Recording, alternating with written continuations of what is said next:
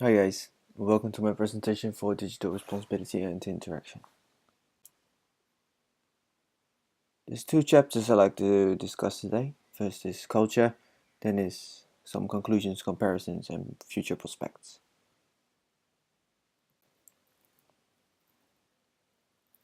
So let's discuss what a digital culture is.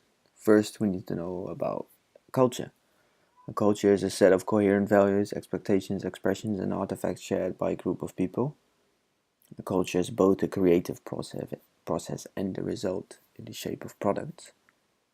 A digital culture is a creative process and set of products that are made by means of digital media. There are several aspects to digital culture, and uh, let's look at those more in depth. If we look at art, you can see that art is changing very much so. People are uh, using their multimedia to construct art, and the possibilities are in fact endless. However, they are bound to the pre-programmed nature of the programs that they use, and a creator is only adopting these tools.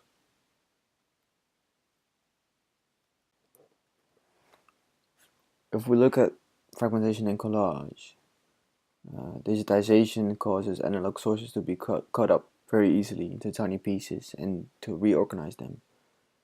This is another example of fragmentation, and uh, is how actually the internet works compared to books. You know, books are linear, but the internet is hyperlinks, jumps, and associations.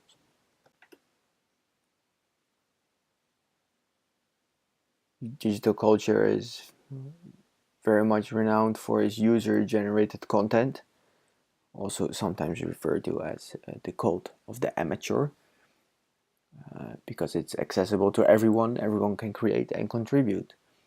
But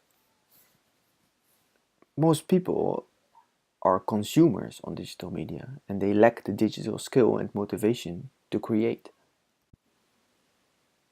Digitization is causing acceleration. So it's an increase in production, dispersion, and consumption of information, and it's all a result of more or less economic motives such as profit, efficiency, the demands of consumers. And this is leading to several implications, such as the rapid succession of popular culture, uh, the struggle for popularity, information overload resulting in shallowness, and language becoming more staccato or abrupt, as we can see in text.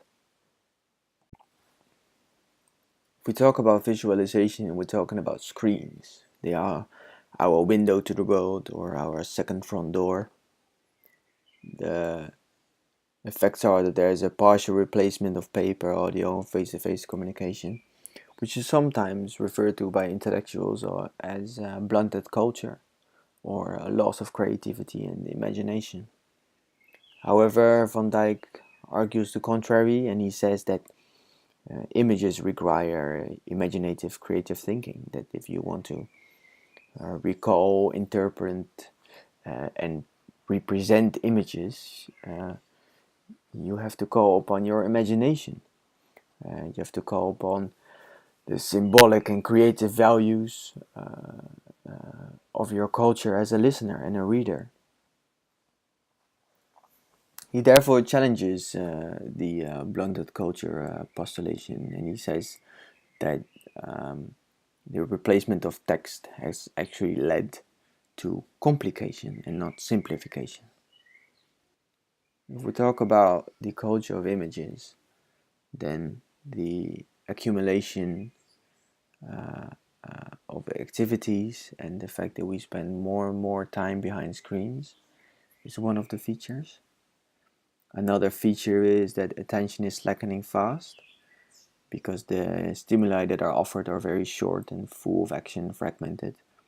It's leading to shallow media content because background information is disappearing.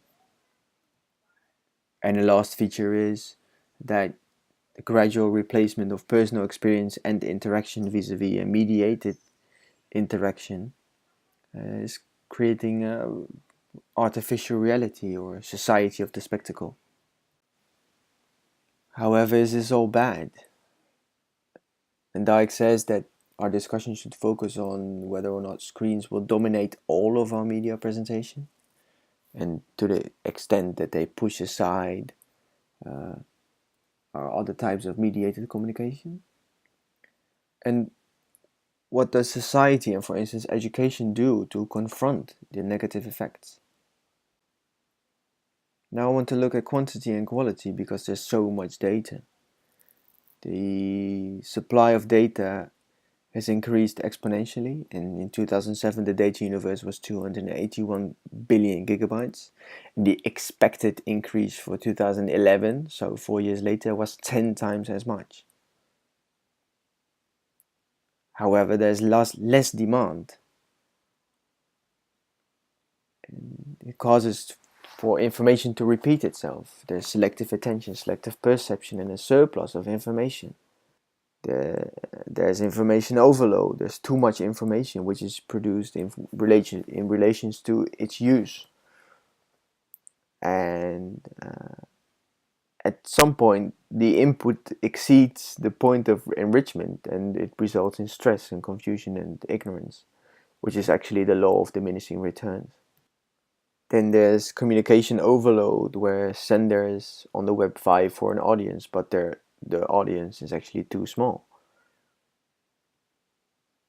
And the result of all that is that there's to deal with the information overload and with the communication overload.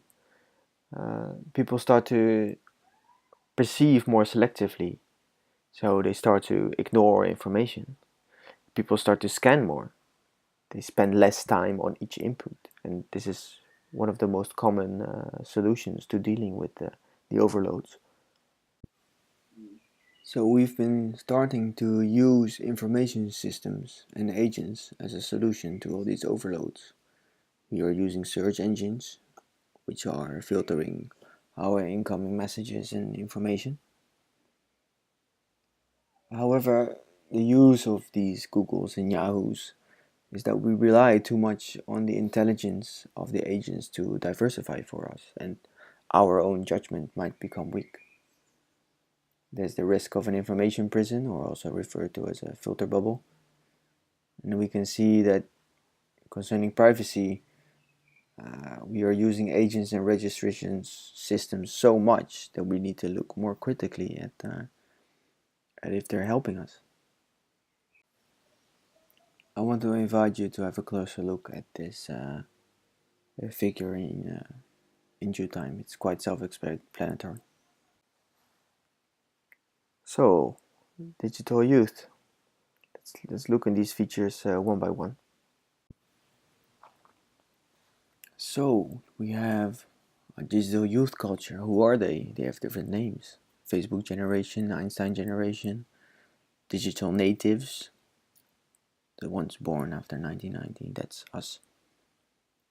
And their digital culture has several patterns. They have very superficial, temporary ones, such as a collective identity expressed in SMS language, their different phones, and their use of emoticons. And they use mostly applications of communication and entertainment and not information. Comparatively, older generations call more, use more online news, auctions, shops, banking systems. The patterns of the youth culture regarding their communication and entertainment is that they exercise a large amount of control over their contacts and relationships, and there's a complete integration of online and offline types of communication. Regarding their entertainment, they share a lot, and there's a participatory culture in their media use. So what about teens and adolescents? There's concerns regarding bullying, shallowness, inappropriate behavior. But we can overcome this if we focus on anonymity, asynchrony, which means that you decide when you read what messages, and the accessibility of others that are not always easy to meet in person. And then there's different hypotheses. There's, for instance, the hypothesis that says that the internet empowers the already socially skilled versus the one that says that it empowers the more socially anxious. And empirical studies say that the first is the case. Then there's the hypothesis that online communication intervenes in social life versus the one that says that online communication stimulates maintenance and depth. And the stimulation hypothesis has gathered much support. I would like you to have a look at these future patterns and differences yourself. If we look at the trends in new media, we can see there's convergence, there's integration of phone, radio, television, and computers into daily life, but there's not really a disappearance. If we look at multifunctionality, the greatest example is your phone. It is not replacing old media, we're just using more media to do more for us. Then there's contextualization and growing diversity, which means we are using our media in their proper function. So we are reading a book in a living room, we are in a book in a bedroom, we are watching TV in our living room, and we're listening to the car radio in our car because it's less disturbing. The great feature is that young people multitask very nicely between these media.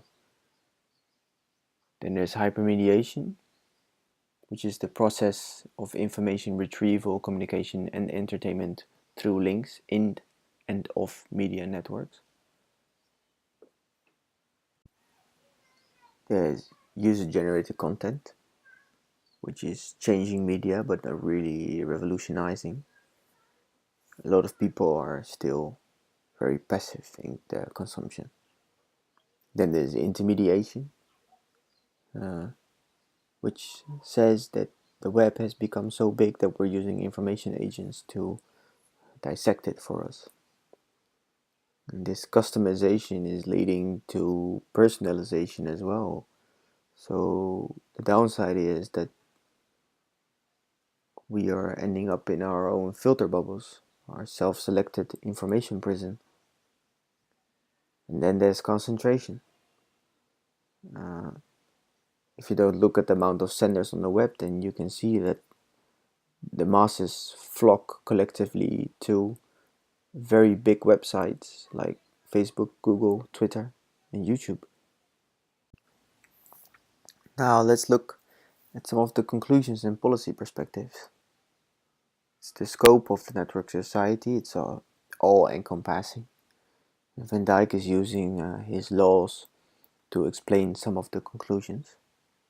So he says there's a pervasive infrastructure, the law of network articulation, the structure of relationships comes forward at the expense of the independence of the units they are linking. Then there's inclusion and the equation, law of network externality, which drives to standardize and equate. Then there's intermediation, which is the law of network extension. Because the web grew so big, we are needing some type of editing, such as search engines. And without them, we would drown.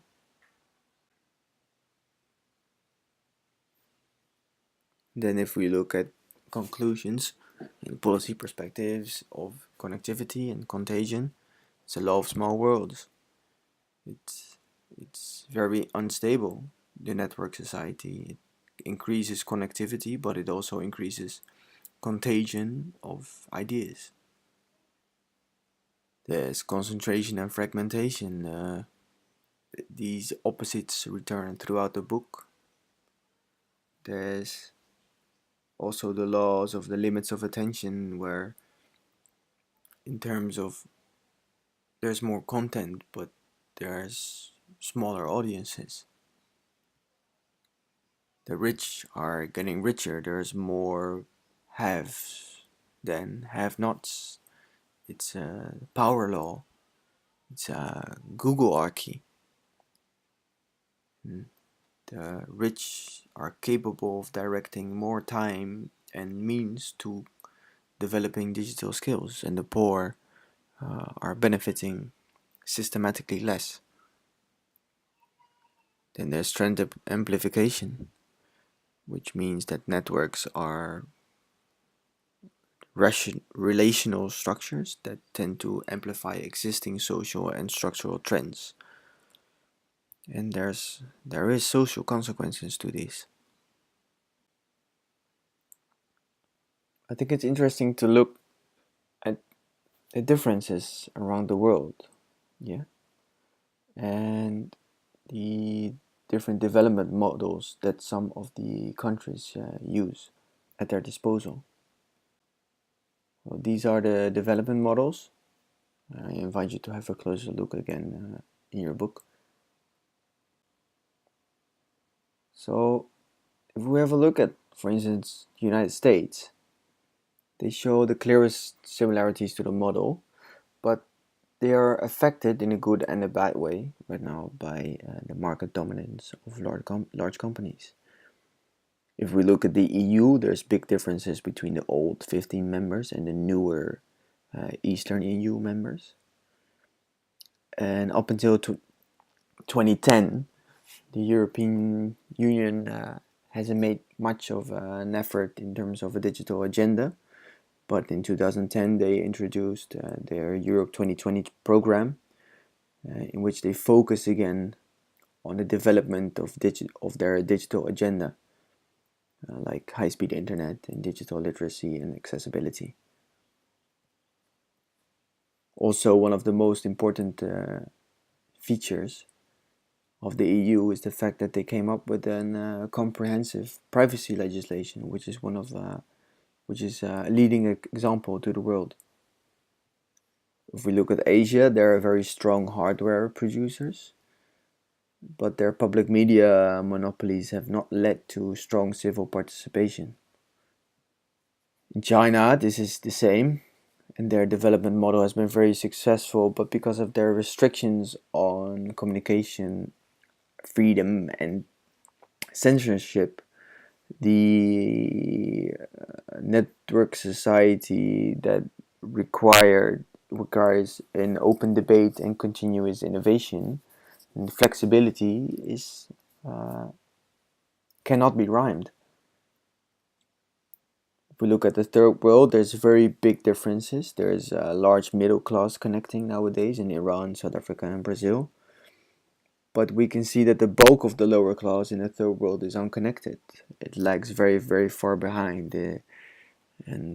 Cheap mobile phones are spread wildly, but they are mostly used for communication and not work or education. So what's in us for the future? We have to look at access, so we're not creating second-class citizens. We have to look at security, economic and societal stability, but also an increase of risk in terms of trust. We have to look at design. Networks are constructed by us, and we need to think how we construct them. You have to look at control, who has the monopoly, who is involved. Will there be a digital divide? We have to look at legality. We have to demand offline legal frameworks to be developed. We have to look at the returns of what society get out of media networks. And we have to look at the content. Compared to face-to-face relations, is the human mind at stake?